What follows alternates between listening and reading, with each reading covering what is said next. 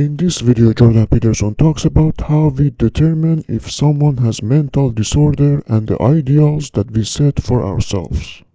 It's not a straightforward thing to define a mental disorder from a scientific perspective,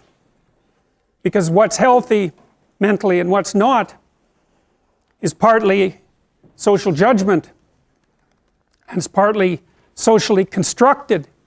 and it partly has to do with norms,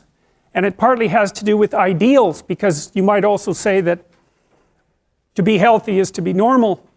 but you could also say that to be healthy is to be ideal. And then of course you run into the problem of having to conceptualize an ideal, and it isn't self-evident that science is capable of conceptualizing an ideal, because ideals tend to fall into the domain of moral judgments, say, or philosophical judgments, rather than scientific judgments per se. So what I would say to you is that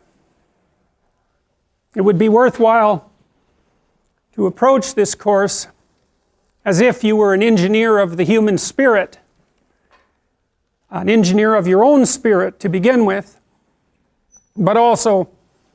an engineer of the spirits of other people, because as you interact with other people, you inevitably tell them what you want and what you don't want. When they give you what you want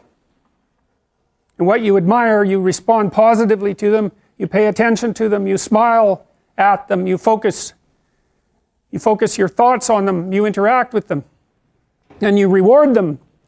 for acting in a particular manner. And when they don't respond the way that you want, then you punish them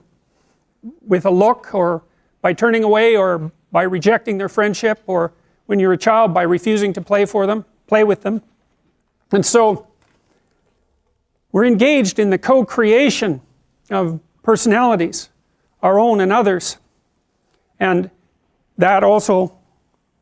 brings up the same question: what is it that we are all collectively trying to be and trying to create?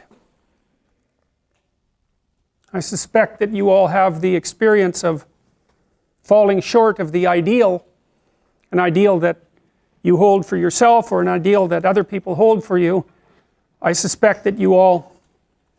feel the negative consequences of falling short of that ideal. Freud would conceptualize that as the superego imposing its judgment on the ego, you being the ego, the superego being a hybrid, I suppose, of external forces and also your internalization of those judgments and forces. It isn't obvious to me that memorization actually constitutes knowledge. What constitutes knowledge is the generation of a cognitive structure that enables you to conduct yourself more appropriately in life. And so I suppose you might say that a course in psychology, you could argue that a course in psychology, especially in personality, is a course in applied wisdom as well, assuming that wisdom is in part your capacity to understand yourselves so that you don't present too much of an intolerable mystery to yourself, and also to understand others so that you can predict their behavior,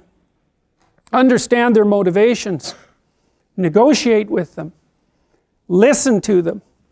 and formulate joint games with them so that you can integrate yourself reasonably well with another person and with a family and in society.